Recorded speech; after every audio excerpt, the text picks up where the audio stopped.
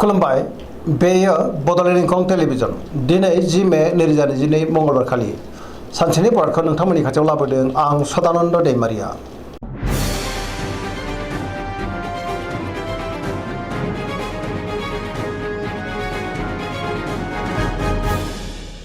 सिगां फरायनो लादों मेष राशि गिबि हांखो अ ल दिनैनि साना जोबोर मोजां जेरावबो सांग्रां जानो रोंगोन सुथुरखौ गोरलैयैनो फेजेननो हागोन गोजोन आरो गाहाम थासारि फैगोन गुबुनजों मोजां सोमोन्दो लाखिनो रोंगोन मावनो लानाय खामानिखौ थि समावनो आरो गोरलैयैनो मावफुंनोबो हागोन गोसोखौ दिनै जोबोर गोजोननाय मोनगोन देहायाबो मोजाङै थागोन अब्लाबो नाथाय जानाय लोंनायाव सांग्रां जानांगोन बहानिफ्रायबा मोजां खौरां फैनोबो हागौ रांखावरियाव दिनै जोबोर मोजां गोबां धोन आरजिनो हागोन बेफार फालांगियावबो जोबोर मोजां मुलाम्फा मोननो हागोन सोरबा लोगोनि हेफाजाबखौ मोनगोन न'खराव दिनै बिसि फिसायनि गेजेराव अननानै फैगोन बिमा बिफानि बोरखौबो दिनै मोननो हागोन बहाबा थांनांगौब्ला जोबोर मोजां आरो मोजाङैनो हान्थिनोबो हागोन गुबुननि गोसोखौ गोरलैयैनो बोनो हागोन गोसोनि बोलोआबो दिनै बांगोन समाजावबो मान मोनगोन लाइमोनफ्रा बहानिफ्रायबा मोजां खौरां मोनगोन आरो गोसोआ दिनै जोबोर रमान्टिक जागोन फरायसाफ्राबो फरायनायाव गोसो दुंखांगोन आरो मोजां फिथाइ मोनगोन पजिटिभ एनार्जिनि गोहोमबो गोग्लैगोन।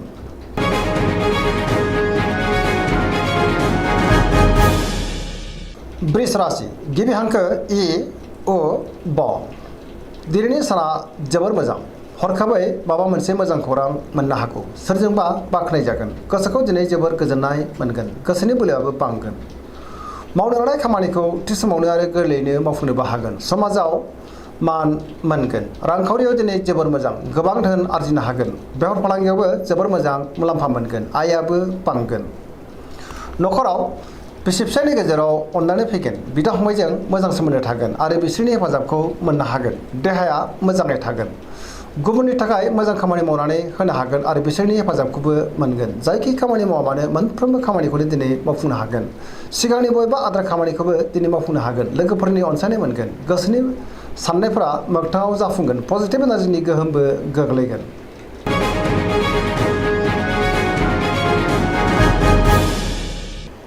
मिथुन राशि गिबि हांखो ख स दिनैनि साना बारा मोजां नङा सुथुरा बांनो हागौ सांग्रां जानांगोन अदेबानि गोसोनि बोलोआ बांगोन गोबां बिथिङाव जाफुंसार जानोबो हागोन गोसोखौ नाथाय गुलाय गुजाय मोनगोन देहाया मोजाङै थागोन रांखावरियाव मोजां बेफार फालांगियावबो मोजां होनजायो न'खरावबो दिनै अनलायनाय फैगोन गुबुननि थाखाय मोजां खामानि मावनानै होनोबो हागोन समाजावबो मान मोनगोन गोसोनि बोलोआबो बांगोन मावनो लानाय खामानिखौ मावफुंनो हागोन सोरबा लोगोनि हेफाजाबखौबो मोननो हागोन नाथाय अब्लाबो सोरनिबा गाज्रि नोजोर गोग्लैनो हागौ सांग्रां जानांगोन गुबुनजों मोजां सोमोन्दो लाखिनो गोब्राब जागोन लाइमोनफोरनि गोसोआ दिनै जोबोर रमान्टिकबो जागोन।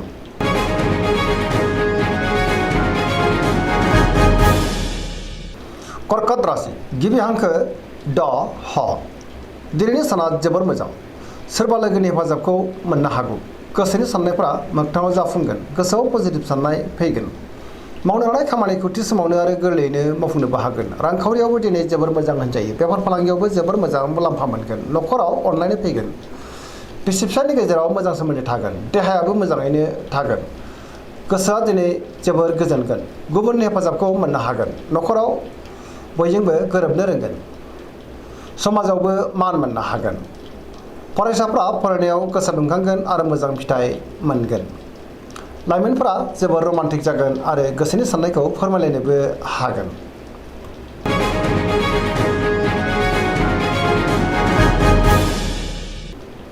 सिंह राशि गिबि हांखो म ट दिनैनि साना जोबोर मोजां सुथुरखौ गोरलैयैनो फेजेननो हागोन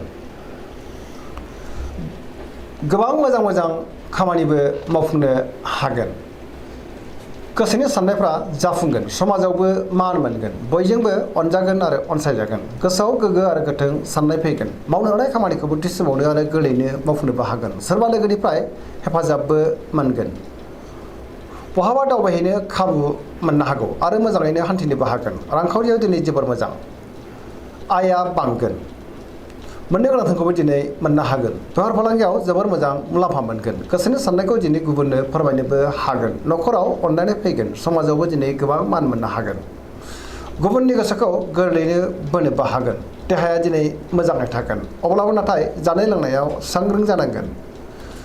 पजिटिभ एनार्जिनि गोहोमबो गोग्लैगोन।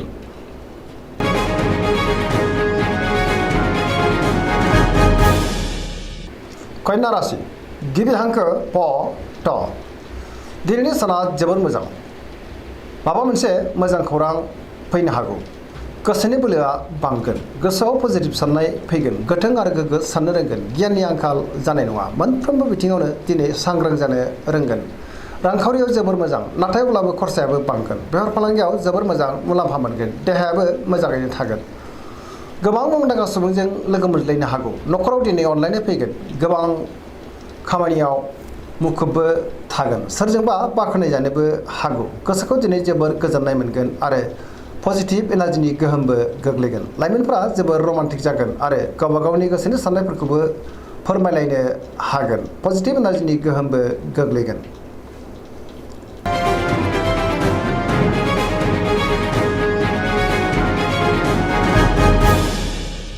तुला राशि गिबि हांखो र ट दिनैनि साना जोबोर मोजां। गोसोनि साननायफ्राबो जाफुंगोन। गोसोनि साननायखौ दिनै गुबुननो फोरमायनोबो हागोन। मावनो लानाय खामानिखौ मावफुंनो हागोन। देहाया मोजाङैनो थागोन। रांखावरियाव जोबोर मोजां। मोननो गोनांखौ दिनै मोननो हागोन। आयाबो बांगोन। बेफार फालांगियाव गोबां मुलाम्फा मोननो हागोन। न'खराव बिसि फिसायनि गेजेराव अननानै फैगोन। बिदा फंबायजों मोजां सोमोन्दो थागोन। बहाबा हान्थिनो एबा दावबायनो खाबु मोननो हागौ। गुबुननि गोसोखौ बोनो हागोन। लोगोफोरनि हेफाजाबबो मोनगोन। गोदान थांखि लानो रोंगोन। सेंग्रा सिख्लाफोरनि गोसोआ दिनै जोबोर रमान्टिक जागोन आरो गावबा गावनि गोसोनि साननायफोरखौबो फोरमायलायनोबो हागोन। पजिटिभ एनार्जिनि गोहोमबो गोग्लैगोन।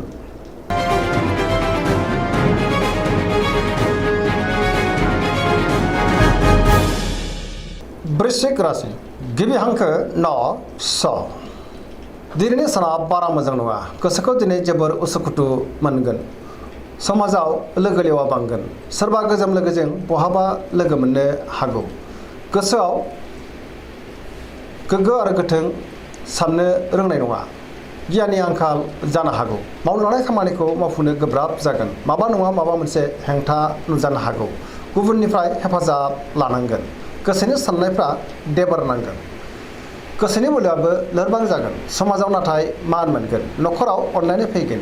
रांखावरियाव मोजां, नाथाय अब्लाबो खरसायाबो बांगोन। बेफार फालांगियाव मोजां। देहायाबो दिनै मोजाङैनो थागोन। गुबुननि हेफाजाब बियोब्ला मोननो हागोन। फरायसाफ्रा फरायनायाव गोसो दुंखांगोन आरो मोजां फिथाइ मोनगोन। लाइमोनफ्रा जोबोर रमान्टिक जागोन आरो गोसोनि साननायखौ फोरमायलायनोबो हागोन।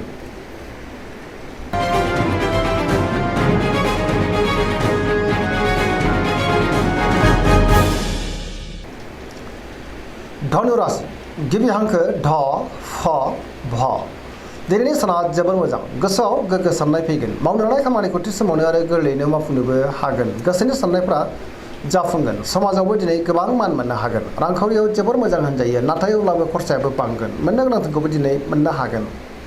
बेफार फालांगियाव गोबां मुलाम्फा मोनगोन। समाजावबो मान मोनगोन। देहाया मोजाङै थागोन। न'खराव दिनै अननानै फैगोन। बिदा फंबायनि हेफाजाबखौ मोननो हागोन।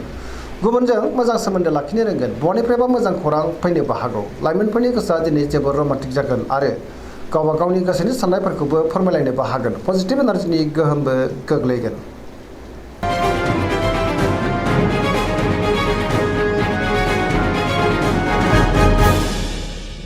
मकर राशि गिबि हांखो ख ज दिनैनि साना जोबोर मोजां। गोसोखौ जोबोर गोजोननाय मोनगोन। बहाबा थांनांगौब्ला दिनै जोबोर मोजां आरो मोजाङैनो हान्थिनोबो हागोन। सिगांनि बबेबा आद्रा खामानिखौबो दिनै मावफुंनो हागोन। रांखावरियाव जोबोर मोजां। आयाबो बांगोन। मोननो गोनांखौबो दिनै मोननो हागोन। बेफार फालांगियाव जोबोर मोजां मुलाम्फा मोननो हागोन। गुबुनजों मोजां सोमोन्दो लाखिनोबो रोंगोन। गोब्राब खामानिखौ दिनै गोरलैयैनो मावफुंनो हागोन। गोदान खामानियाव आखाइ होजेननोबो हागोन। बयजोंबो अनजागोन आरो अनसायजागोन। बिदा फंबायनि हेफाजाबखौबो मोननो हागोन। न'खराव अनलायनाय फैगोन। देहाया नाथाय बारा मोजां थानाय नङा। जानाय लोंनायाव सांग्रां जानांगोन। सेंग्रा सिख्लाफ्रा जोबोर रमान्टिक जागोन आरो गावबा गावनि गोसोनि साननायखौ फोरमायलायनोबो हागोन।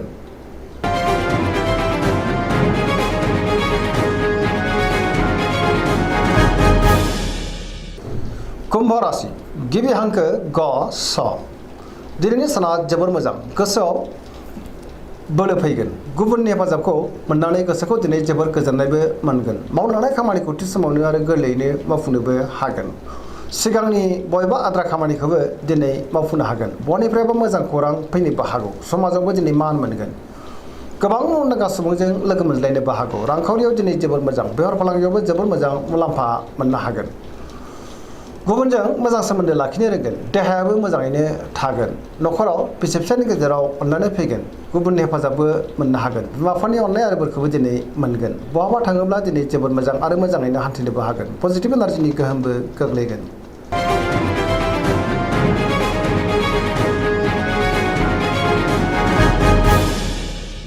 मीन राशि गिबि हांखो ड स दिनैनि साना मोजां आरो गाज्रिनि गेजेरजों बाबेरलांगोन बहानिफ्रायबा गाज्रि खौरां फैनोबो हागौ अब्लाबो नाथाय गोसोआव पजिटिभ साननाय फैगोन गोसोनि बोलोआबो बांगोन गावनि गोसोनि साननायखौ गुबुननो फोरमायनोबो हागोन देहाया मोजाङै थागोन अब्लाबो नाथाय जानाय लोंनायाव सांग्रां जानाया गाहाम रांखावरियाव दिनै जोबोर मोजां होनजायो आयाबो बांगोन मोननो गोनांखौबो दिनै मोननो हागौ बेफार फालांगियाव मोजां मुलाम्फा मोनगोन न'खरावबो अनलायनाय फैगोन गोसोनि बोलोआ बांगोन सोरजोंबा बाख्नाय जानोबो हागौ लाइमोनफोरनि गोसोआ दिनै जोबोर रमान्टिक जागोन आरो गोसोनि साननायखौ फोरमायलायनोबो हागोन फरायसाफ्रा फरायनायाव गोसो दुंखांगोन आरो मोजां फिथाइ मोननोबो हागोन दिनैनि राशि फरायनाया एसेनोसै जोबनायाव बेखौनो खावलायो जाहाथे नोंथांमोना सानफ्रामबो जोंनि बे बड'लेण्ड इंखं टेलिभिजनखौ नायबाय थायो आरो साबस्क्राइब खालामो लोगोसे लाइक खालामो आरो शेयार खालामो एसेनोसै गोजोन्थों।